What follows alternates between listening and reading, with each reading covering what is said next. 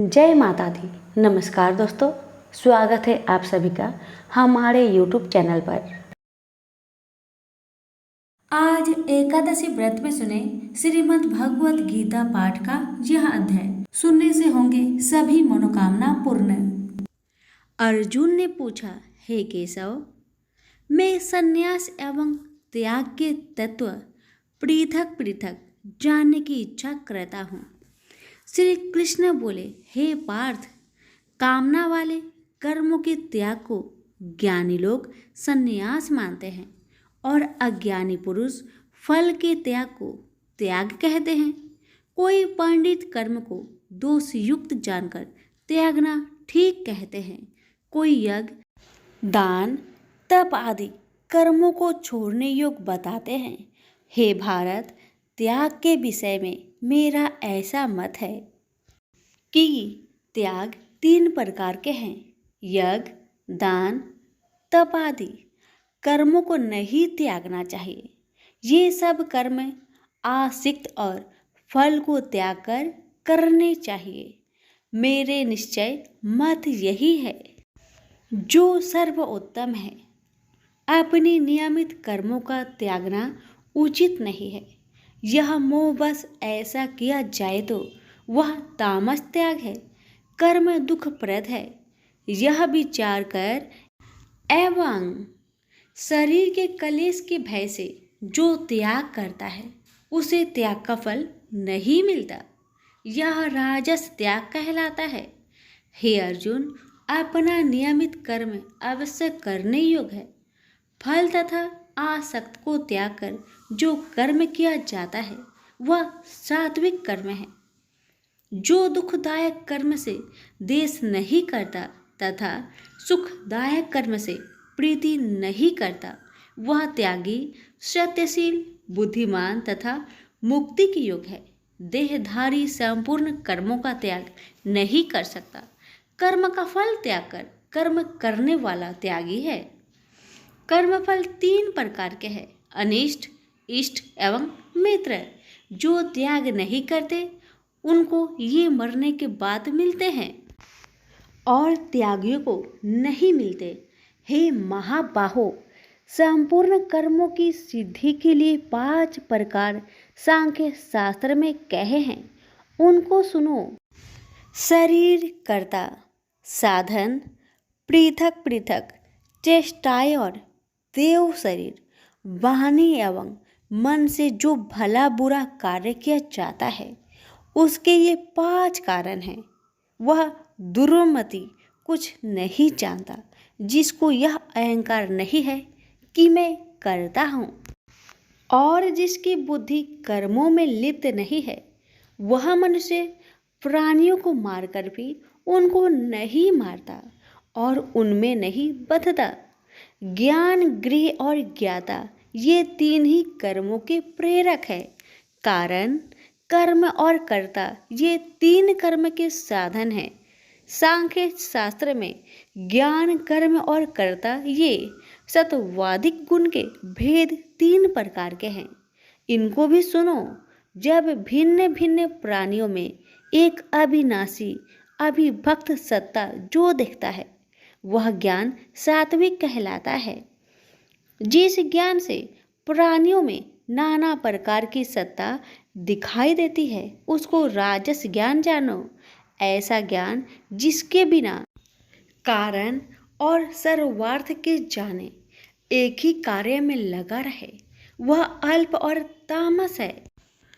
फल की इच्छा ना करके जो नित्य कर्म संग देश को त्याग कर किया जाता है, जो फल की इच्छा एवं अहंकार से बड़े यत्न से किया जाता है वह राजस कर्म है।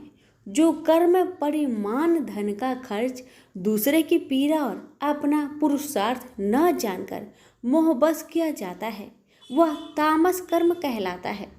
संग से रहित अहंकार, धैर्य और उत्साह युक्त सिद्ध व असिद्धि में समान रहता है वह सात्विक कर्म कहलाता है। गुण की तरह बुद्धि और धर्म के इनके भी 3 भेद है, सुनो। जो बुद्धि प्रवृत्ति, निवृत्ति, कर्तव्य, अकर्तव्य, भय अभय और बंधन मोक्ष को जानता है, वह सात्विकी है। हे पार्थ, जिससे धर्म अधर्म और कर्तव्य अकर्तव्य का ठीक निश्चय नहीं होता, वह राजसी है। जिस अज्ञान से ढकी बुद्धि करके मनुष्य अधर्म को धर्म मानता है, वह तामसी है। जो कथा प्रसंग से फल की इच्छा करता है, जो धर्म अर्थ काम को धारण करता है, वह राजसी वृत्ति है। जो मूर्ख निंद्रा भय शोक विषाद एवं मद को नहीं त्यागता, वह तामसी वृत्ति है। अब तीनों प्रकार के सुखों को सुनो। जिसका योगाभ्यास में चित रहता है, उसके दुख का अंत हो जाता है। सुख सात्विक है, आरंभ में विष के समान और अंत में अमृत के तुल्य होता है। सुख आरंभ में अमृत तुल्य, अंत में विष के तुल्य विषयों और इंद्रियों के संयोग से होता है। उसे राजसी सुख कहते हैं। जो सुख आदि और अंत दोनों में मनुष्य को मोह में फंसाता है और जो आलस्य तथा प्रमोद से उत्पन्न होता है, वह तामस सुख है। सम दम तप पवित्रता क्षमा नम्रता ज्ञान अनुभव और परलोक में श्रद्धा, ये ब्राह्मणों के स्वाभाविक सिद्ध कर्म है। बहादुरी, तेजस्विता, धैर्य, चतुराई, युद्ध, स्थिरता, उदारता और प्रभुता, ये क्षत्रिय के स्वाभाविक कर्म हैं। खेती गोरक्षा स्वाभाविक कर्म है। जो लोग अपने अपने गुणों और प्रवृत्तियों के अनुसार कर्म करते हैं, उनको सिद्धि प्राप्त होती है। और जिसने सब जगत का विस्तार किया है, उस ईश्वर को अपने कार्य के द्वारा आराधना करके मनुष्य सिद्धि को पाता है। दूसरे उत्तम कर्म से अपना नीच कर्म ही श्रेष्ठ है। सर्वत्र आसक्त को छोड़ने वाला आत्मा जीतने वाला इच्छा रहित मनुष्य संन्यास के द्वारा सर्व कर्म निवृत्ति रूप परम सिद्धि को पाता है। वह फिर कैसे ब्रह्म को प्राप्त होता है? सो मुझसे सुनो, यही इस ज्ञान की परानिष्ठा है।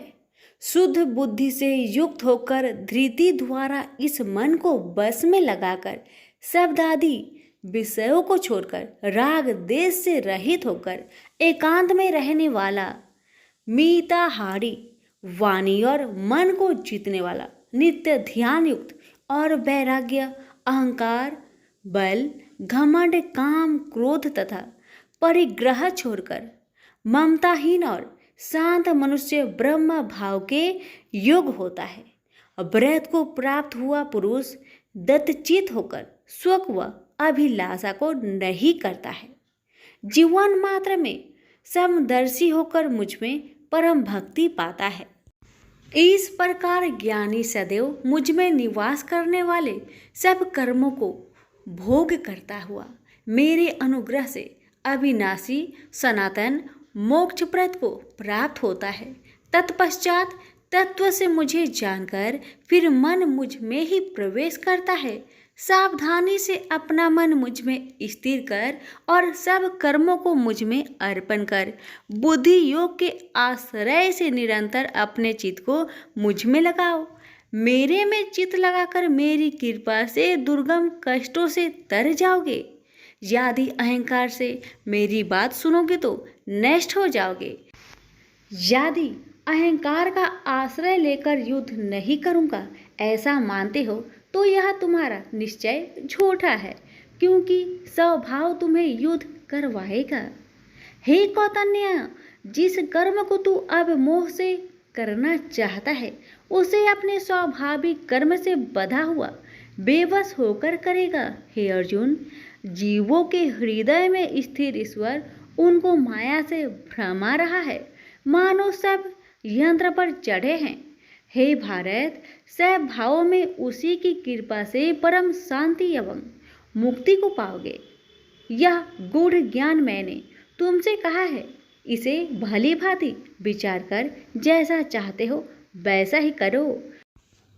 अब तू सबसे गूढ़ वचन भी सुन, क्योंकि तू मेरा परम मित्र है, इसलिए मैं तेरे हित ही कहूँगा। मेरे में मन लगाओ, मेरे ही भक्त हो, मेरे ही यज्ञ करो और मेरा ही नाम जपो। सब धर्मों को छोड़कर मेरी शरण में आओ, मैं तुम्हें सब पापों से छुड़ा दूंगा। यह मेरा रहस्य ऐसे पुरुष जो तप ना करता हो, मेरा भक्त ना हो, कभी भी नहीं कहना चाहिए। जो इस परम गुप्त ज्ञान को मेरे भक्तों में प्रकट करेगा, वही मेरी परम भक्ति को पाकर अंत में निश्चय ही मुझ में लीन हो जाएगा। इस धर्म संवाद को जो कोई पढ़ेगा, उसे मैं समझूंगा कि उसने ज्ञान यज्ञ से मेरी पूजा की है।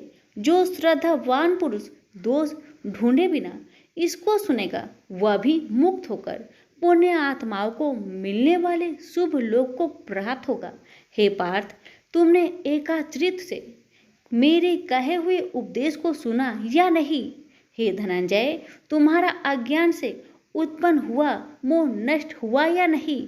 अर्जुन ने कहा, हे भगवान, आपकी कृपा से मेरा मोह नष्ट हो गया और स्मृति जागृत हुई है। अब मैं निसंदेह आपकी आज्ञा पर स्थिर हूँ और जैसा आपने कहा है मैं वैसा ही करूँगा। संजय बोले, हे धृतराष्ट्र, मैंने महात्मा वासुदेव और अर्जुन का यह प्रेरणा देने वाला अद्भुत संवाद सुनाया व्यास जी की कृपा से। साक्षात योगेश्वर श्री कृष्ण जी के मुख से इस परम गुहा संवाद को मैंने सुना। हे राजन, श्री कृष्ण और अर्जुन के इस अद्भुत पुण्य कारक संवाद को स्मरण करके मन बार बार प्रसन्न होता है। श्री कृष्ण भगवान के उस अद्भुत रूप को स्मरण करके मुझे बड़ा ही विस्मय होता है। हे राजन, मैं बारंबार प्रसन्न होता हूँ। मेरी ऐसा धारणा है कि जहाँ योगेश्वर भगवान श्री कृष्ण हैं और जहाँ पार्थ जैसा धनुर्धर है, वही राजलक्ष्मी, विजय, ऐश्वर्य और अटल नीति है। सभी प्रेम से बोलिए, श्री कृष्ण भगवान की जय हो।